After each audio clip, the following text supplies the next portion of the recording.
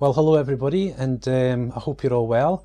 As promised, this is my little short video just to explain to you guys what actually happened hospital-wise over this past month. And also just a great big thank you, a huge big thank you as always for your support. I've been back from hospital now for 7 days, and we've just received so many messages from our friends, our family, everyone around us, all our friends online, messages of support after what happened just in this past little while. So I just want to thank you guys so much for that. Also, the flip side to that is an apology.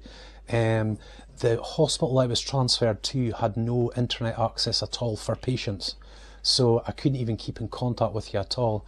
So I can't tell you how great it is to be in contact with you all again after this time. So again, guys, thank you so much. How on earth do I start this? I've no idea. Most of you know that I've been off work now for 18 months due to my stoma herniating, just a little hernia. Cats are just going crazy. Just a little hernia. So a year ago, the surgeon went in to repair that hernia. He nicked the bowel by mistake, closed me back up. I went septic, which was very serious. And for about the next 5 or 6 months, I had this big open wound. They were hoping that the wound would heal, and it did heal to an extent. But the surgery that we just had was to correct that issue, because the hernia became so big, it was like the size of like an ostrich egg. It was absolutely huge. So that was why we went into hospital again on the November the 12th, just passed. But this time, he went in to correct what he'd done wrong. He'd taken my intestine out to clean it and make sure it was all okay and put it back in, but he handled it too much, which stopped my digestive system altogether. Excuse me. Which started making me quite ill. And then at one stage I drank some fluid, and instead of it going into my stomach, it went into my lungs, and I got pneumonia. Very quickly everything got very serious indeed. I was put onto a breathing machine. Believe it or not, after a little hernia surgery, I'd be put on a breathing machine, and that was the kind of point where the doctor actually said to Sharon, "I'm not sure if I can save your husband's life," which was pretty big. At this point, I can't remember. There's a big chunk of this time that I don't remember at all. So Sharon really had to fill me in with the details.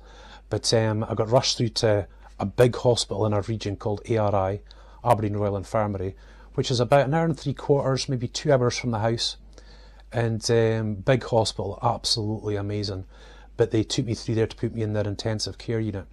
So for those of you who don't know, in intensive care, you tend to have a doctor on you all the time, 24 hours a day. And I was on the breathing machine for about 5 days, I think. And then I was moved to the high dependency, where you've maybe got like 2 nurses on you all the time, and one doctor taking care of maybe 2 or 3 patients. So it's still very close. And then when things actually got better, I was put onto just a normal ward to be taken care of by the nurses. But all in all, I was in hospital for about a month. And all in all, I would say there's about 2.5 weeks of it I just don't remember at all. I'd say if we went back to Elgin, when I started getting the sort of fever, if you want to call it a fever, from then on until about halfway through high dependency, which was the stage 2 down, that's about when I remember. The other things I suppose I remember during that time was the hallucinations. I had really bad hallucinations during that 5 days in ICU, which I'll share in another video at some stage. But there was a couple of times I thought I was in hell. I was in hell. There was once I was convinced I was the Antichrist, which is biblically impossible, but I thought I was the Antichrist. There was once where I thought the hospital were killing patients. I thought there was a conspiracy. So I went about to investigate that. These were just the complete delusions I was having during that time. But during that time as well, things got pretty serious once or twice. My temperature spiked over 40 degrees. So they put like a cold suit on me for 24 hours to try and cool me down. And of course in that time they were worried that I might have a stroke or a seizure or something, but they must have done an amazing job, because it just never happened. So basically, you guys, that is the basic story as to what I've been through. Excuse me again, sorry you guys. 2.5 weeks of it I just don't remember at all. I've been home for the past week, been spending it with the kids. I got to see David and Emily once during that whole month. But the real amazing story behind it all is actually Sharon. Sharon never missed a day of work while she couldn't. She couldn't miss a day of work while I was off.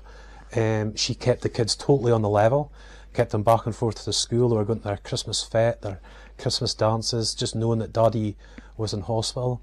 She was driving back and forth to Aberdeen at night times. She was coordinating the family, so that the coordinated visits, so that there was someone there with me almost all the time because things had got so serious. Sharon, this is Sharon's story. It's not my story, it's Sharon's story.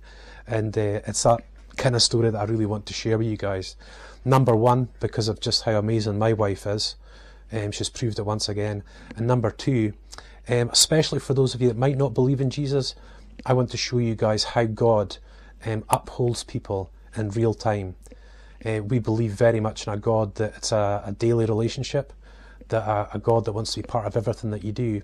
And when things really go badly wrong, we've got a God who I fully expect to support us and take care of us during that time. So hopefully let's get a little window into maybe just who he is or why it is we believe what we believe, because the story is quite spectacular as to how he took care of my wife. Because you guys, I was out of the game. There was no way I could help. There was nothing I could say. I just couldn't encourage her. I couldn't support her. It was just absolutely huge what God did for our family. So that's not really something I'm going to hold back on in these little videos. But what I will share with you is just a few details, basically giving you the timeline of what's actually happened, but share with you a few details as we go along.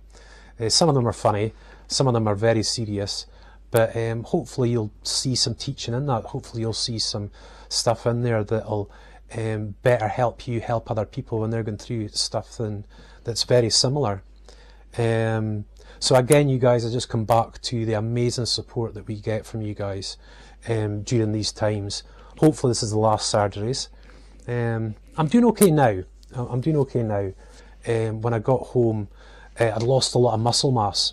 I was 12.5 stone, so I mean, that shows you how well nourished and well hydrated the nurses and the doctors kept me. But there was not a lot they could really do to sort of save my muscle. And of course my body, when I was fighting for my life, my body was eating my muscle. I think they say that a muscle can be eaten by your body within 6 hours. It's that quick. So in the past 7 days I've been kind of working out and moving around, and I'm starting to feel that muscle come back, and it's burning, which is a good feeling. But I'm still quite weak. I might not look like I did in previous videos, but I certainly feel very upheld by your prayers, very, very upheld by your prayers. I feel like I could be a little bit down at the moment if that wasn't the case. But I can feel your prayers here in Scotland, and I just thank you so much for it.